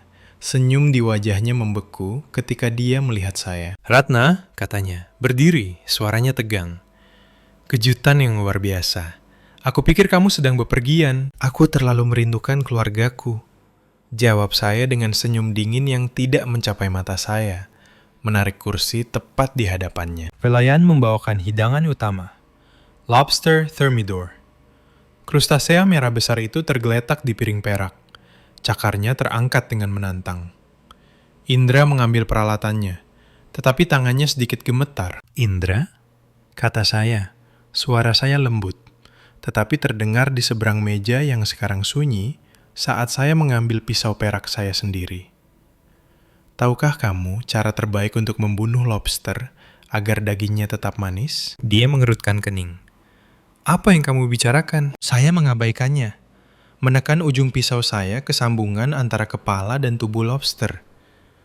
"Mereka bilang kamu harus menusukkan ujungnya langsung ke klaster saraf di sini. Satu gerakan cepat, hewan itu langsung lumpuh. Tidak bisa berjuang, tidak bisa mengeluarkan suara. Tapi jantungnya terus berdetak selama beberapa menit lagi. Ia mati dengan sadar sepenuhnya, merasakan bilah memisahkan daging dari cangkangnya. Kematian yang sangat bersih, hampir seperti tertidur." Warna wajah Indra memudar. Dia mengerti. Dia tidak melihat lobster tetapi saudaranya. Dia melihat jarum, kelumpuhan, teror sadar. "Makanlah kakak ipar," kata saya, memotong sepotong lobster dan membawanya ke bibir saya. Mata saya terkunci padanya. "Jangan biarkan dingin. Ini seperti hutang darah. Jika kamu membiarkannya terlalu lama, baunya menjadi mustahil untuk disembunyikan." Meja itu membeku. Indra mencengkeram lengan kursinya, tahu saya tidak datang untuk makan malam. Saya datang untuk menyampaikan hukumannya. Ketegangan di meja cukup tebal untuk dipotong dengan pisau. Indra menatap saya, keringat membasahi dahinya meskipun udara dingin. Saya perlahan membuka tas tangan kecil saya yang berkilauan dan mengeluarkan drive USB hitam tua yang diberikan Nisa kepada saya. Saya meletakkannya di tepi meja putar kaca, tepat di sebelah lobster saya yang setengah dimakan. Itu tampak sangat tidak pada tempatnya, namun begitu kuat. Saya memberikan dorongan lembut pada meja putar. Itu berputar perlahan, membawa drive ke arah Indra. Dia memperhatikannya seperti ular berbisa. Matanya campuran keserakahan dan teror. Saat mencapainya, tangannya melesat untuk mengambilnya, tetapi saya lebih cepat, menghentikan kaca dengan tangan saya sendiri. "Jangan terlalu cepat, Indra," kata saya, suara saya rendah. "Ini hanya salinan. Yang asli bersama dengan seluruh basis data proyek Samudra Biru ada di server aman dengan mekanisme otomatis. Jika saya tidak pulang malam ini, atau jika saya mengalami kecelakaan seperti suami saya, seluruh paket akan dikirim ke KPK dan 10 surat kabar teratas di negara ini pada jam 8 pagi tepat." Tangannya membeku di udara. Dia mengepalkan tinjunya, suaranya geraman rendah. "Apa yang kamu inginkan? Uang? Aku bisa memberimu 2 kali lipat, 3 kali lipat. Berikan saja yang asli dan keluar dari negara ini." Saya menatapnya dengan sangat jijik. "Aku tidak ingin uangmu," kataku, condong ke depan. "Aku ingin daftar penumpang asli untuk penerbangan ke London itu. Dan yang lebih penting, aku ingin tahu di mana pria yang menyamar sebagai suamiku di bandara bersembunyi. Kamu beri aku 2 hal itu, dan aku mungkin mempertimbangkan untuk menyimpan rahasia kotor kecilmu selama beberapa hari lagi." Dia tertegun.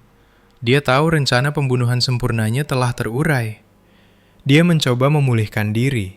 Senyum bengkok dan berbahaya terbentuk. "Ratna, kau tahu, menjadi terlalu pintar tidak baik untuk kesehatanmu." "Kita lihat saja kesehatanku," kata saya, berdiri dan mengambil kembali drive USB.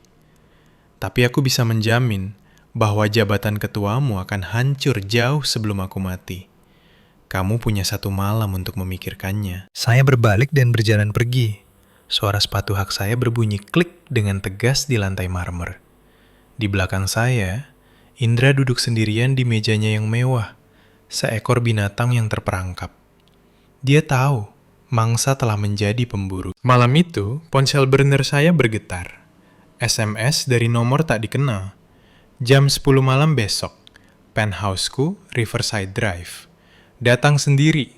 Bawa yang asli dan kau akan mendapatkan apa yang kau inginkan. Indra masih sombong.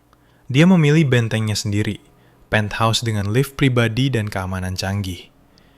Dia pikir dia bisa menjebak saya di sana. Dia tidak menyadari kepercayaan dirinya yang berlebihan akan menjadi kehancurannya. Itu adalah jebakan, tetapi saya harus pergi. Saya curiga penthouse itu adalah tempat kejadian perkara utama. Malam berikutnya, saya berdiri di depan gedung pencakar langit yang berkilauan. Senjata saya bukan pistol, tetapi alat perdagangan saya. Sebotol luminol, senter UV yang kuat, dan kantong bukti steril. Saya menarik napas dalam-dalam dan melangkah ke lift pribadi. Naik ke lantai atas, di mana kebenaran disembunyikan di balik lapisan kemewahan. Lift terbuka langsung ke ruang tamu yang sangat mewah. Indra sedang duduk di sofa kulit, memutar segelas anggur merah. "Tepat waktu," katanya sambil menyeringai. "Aku mulai berpikir kau kehilangan nyalimu." "Aku di sini untuk apa yang kau janjikan," kata saya. Mata saya memindai ruangan. Bagian tengahnya adalah karpet Persia merah tua yang besar, sempurna untuk menyembunyikan noda. "Tenang, minumlah dulu," katanya, membelakangi saya di bar. Itu adalah momen saya. Saya dengan cepat menyemprotkan sejumlah besar luminol ke tengah karpet. "Aku tidak minum," kata saya dengan keras, menyalihkan perhatiannya saat saya mengeluarkan lampu UV. Saat dia berbalik, saya menekan saklar lampu utama, menjerumuskan ruangan ke dalam kegelapan. "Apa yang kau lakukan?" teriaknya. Saya menyalakan lampu UV dan mengarahkannya ke lantai. Pemandangan mengerikan muncul. Bersinar biru menakutkan di bawah cahaya adalah noda besar yang membentang di karpet mahal dengan tanda seret yang mengarah ke lift. Itu adalah reaksi kimia luminol dengan zat besi dan hemoglobin. Darah. Banyak darah. "Apa ini, Indra?" Suara saya bergetar karena amarah. "Kau bilang itu kecelakaan. Darah siapa ini? Kau memukulinya di sini kan? Kau menyuntiknya tepat di karpet ini. Kebenaran yang tak terlihat beberapa saat sebelumnya, sekarang menyala dalam kegelapan. Kepanikan Indra dengan cepat berubah menjadi kemarahan. Kau pelacur, kau menjebakku. Dia meraung, menerjang ke arahku. Saya menghindar, mundur saat dia tersandung dalam kegelapan. Saat dia mendekat, saya mengeluarkan sekaleng semprotan merica dan melepaskannya langsung ke wajahnya. Dia berteriak kesakitan, memegangi matanya. Aku akan membunuhmu, dia melolong. Saya menggunakan kesempatan itu untuk berlutut, merobek sampel kecil serat karpet yang berlumuran darah, dan memasukkannya ke dalam kantong bukti. Tapi dia lebih cepat dari yang saya kira. Buta tapi marah, dia mengayun liar, dan lengannya terhubung dengan bahu saya, mengirim saya terbang ke dinding. Lampu UV meluncur melintasi lantai. Dia mendengar saya jatuh dan menerjang, mencengkeram pergelangan kaki saya. Saya menendang dengan kaki saya yang lain, menghantamkan tumit saya ke hidungnya. Dia mengerang, cengkeramannya melonggar sesaat. Saya bangkit, mengambil vas keramik berat, dan menjatuhkannya di kepalanya dengan sekuat tenaga. Itu pecah. Dia mengerang dan pingsan. Saya tidak menunggu untuk melihat apakah dia hidup atau mati. Saya berlari menuju lift, menekan tombol. Saat pintu bergeser tertutup, saya melihatnya berjuang untuk berdiri. Wajahnya topeng darah dan kemarahan. Tangannya yang berdarah membanting pintu yang tertutup. Sudah terlambat. Saya telah melarikan diri, dan saya memiliki bukti yang akan mengirimnya ke kuburannya. Saya berkendara langsung ke markas besar divisi pembunuhan dan menemukan Inspektur Yudi. Saya meletakkan kantong bukti dengan serat karpet berdarah dan drive USB di mejanya. Ini bukti Anda, kata saya. Darah suami saya dari apartemen Indra dan seluruh file operasi penyelundupannya. Saya mempertaruhkan hidup saya pada integritas Anda, Inspektur. Yudi melihat bukti itu, lalu menatap saya. Setelah hening lama, dia mengunci pintu kantornya. Dr. Ratna, katanya, suaranya muram. Kami sudah menunggu hari seperti ini. Kami telah menyelidiki Indra selama 2 tahun, tetapi dia licin dan dilindungi dengan baik. Kami membutuhkan satu bukti langsung untuk mendapatkan surat perintah. Ini dia. Apakah itu cukup? Tanyaku. Cukup untuk membawanya karena penyerangan, katanya. Tapi untuk menjatuhkan kerajaannya, kita perlu menangkapnya saat beraksi. Menurut intel kami, pengiriman besar akan datang besok malam. Setelah malam ini, dia akan ketakutan. Dia akan mencoba memindahkan barang segera. Kita akan menggunakan itu. Rencana mereka adalah membocorkan informasi palsu bahwa agen federal akan menggerebek pelabuhan dalam 2 hari. Dikombinasikan dengan ancaman saya yang terus berlanjut, tekanan itu akan memaksa Indra untuk secara pribadi mengawasi pemindahan kargo terlarangnya malam itu juga. Itu adalah pertaruhan berisiko tinggi, tetapi menargetkan 2 kelemahan terbesarnya, keserakahan dan ketakutan. Angin menderu melintasi tumpukan kontainer pengiriman di pelabuhan. Dari van pengintai polisi, saya menyaksikan konvoi SUV hitam berhenti di gudang. Indra keluar, tampak panik, meneriaki anak buahnya untuk memuat peti ke truk yang menunggu. Dia ada di sini, bisik Yudi, menonton melalui teropong penglihatan malam. Tim taktis berada di posisi, menunggu sinyal. Mereka menunggu sampai truk hampir penuh dengan obat-obatan dan uang kotor, memastikan buktinya tak terbantahkan. Sudah waktunya, Dr. Ratna. Yudi mengangguk padaku. Saya mengeluarkan ponsel burner dan mengetik satu pesan terakhir. Indra, malam yang indah untuk angin laut, bukan? Polisi akan sampai di sana dalam 3 menit. Aku bertanya-tanya.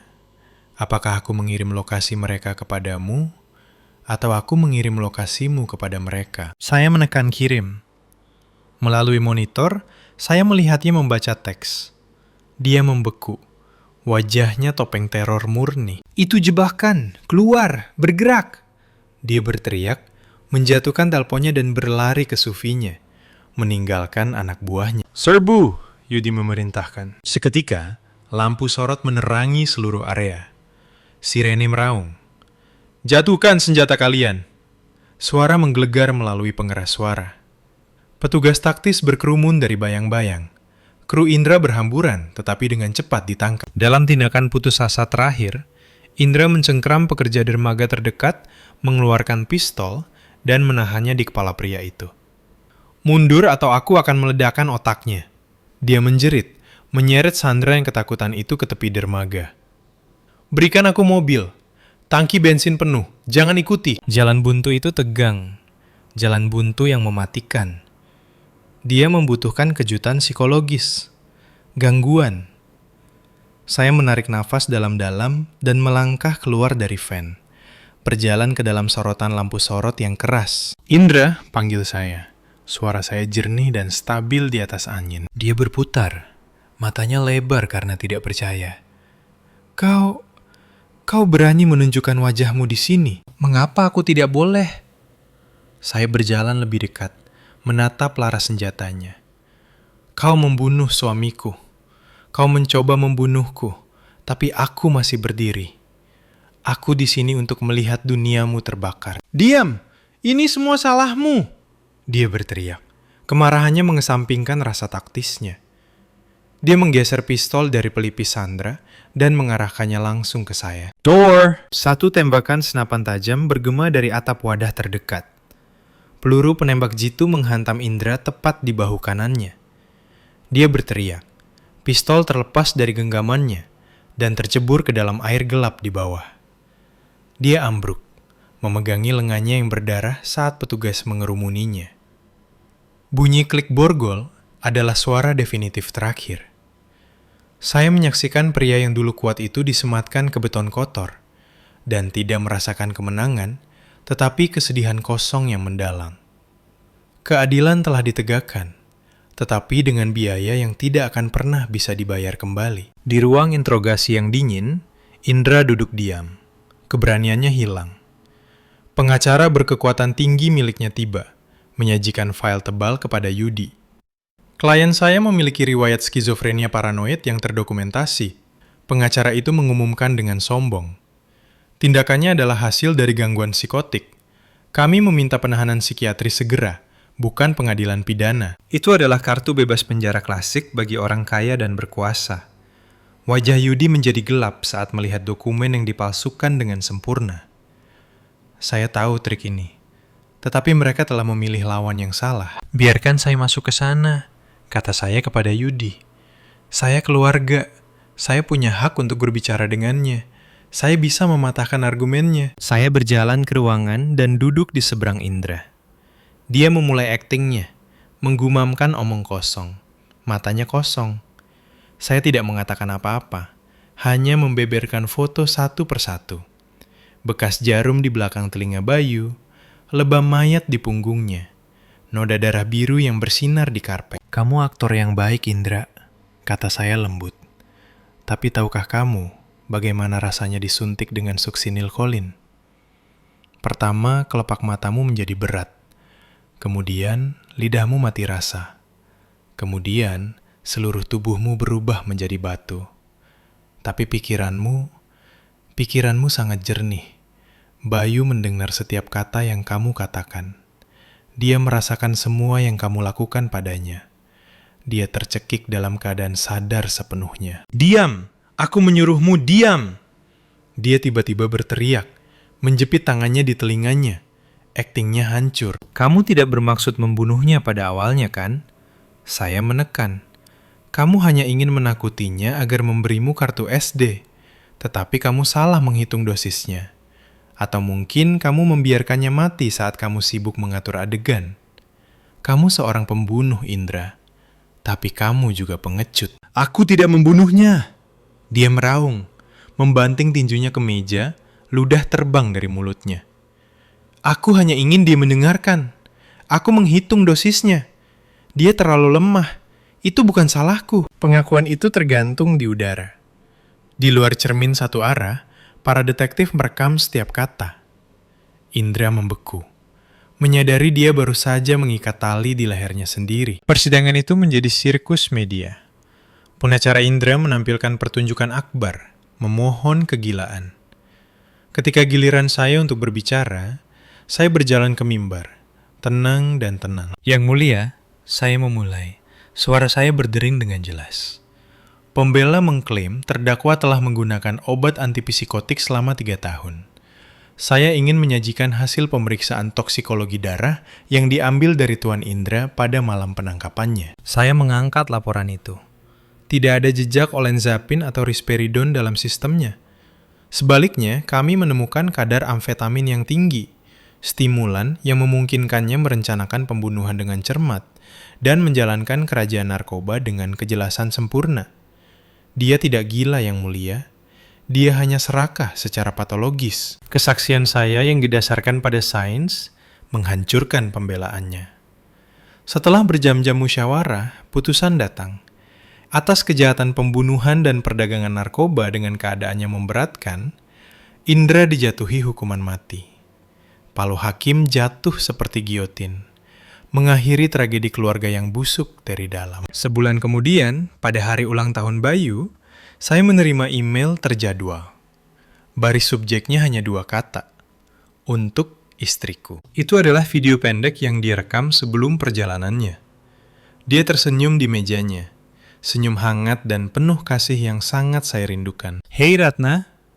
Suaranya memenuhi ruangan yang sunyi. "Jika kamu menonton ini, itu berarti aku gagal. Jangan menangis. Aku tidak menyesali apa yang aku lakukan. Aku hanya menyesal tidak bisa berjalan sisa jalan bersamamu. Jangan biarkan apa yang terjadi membuatmu membenci dunia." Dalam salinan buku 100 Years of Solitude milikku, aku menyelipkan obligasi tabungan. Itu uang bersih, uang yang aku hasilkan sendiri. Gunakan untuk bebas. Jalani hidup bahagia untuk kita berdua. Aku akan mencintaimu selamanya. 3 tahun kemudian, saya berdiri di podium di Universitas Indonesia. Saya tidak lagi bekerja di kamar mayat. Saya adalah seorang profesor yang mengajar generasi berikutnya. Matahari pagi memancar melalui jendela, menerangi wajah murid-murid saya. "Ingat," kata saya kepada mereka, suara saya stabil dan yakin. Pisau bedah ahli bedah menyelamatkan yang hidup. Pisau bedah dokter forensik memberikan keadilan bagi yang mati. Pekerjaan kita adalah dengan dingin, tetapi hati kita harus selalu membara dengan hasrat akan kebenaran. Jangan biarkan pisau kalian tumpul oleh uang atau kekuasaan. Gelombang tepuk tangan memenuhi ruang kuliah. Saya tersenyum, memandang langit biru yang cerah. Masa lalu telah beristirahat. Rasa sakit telah menjadi kekuatan.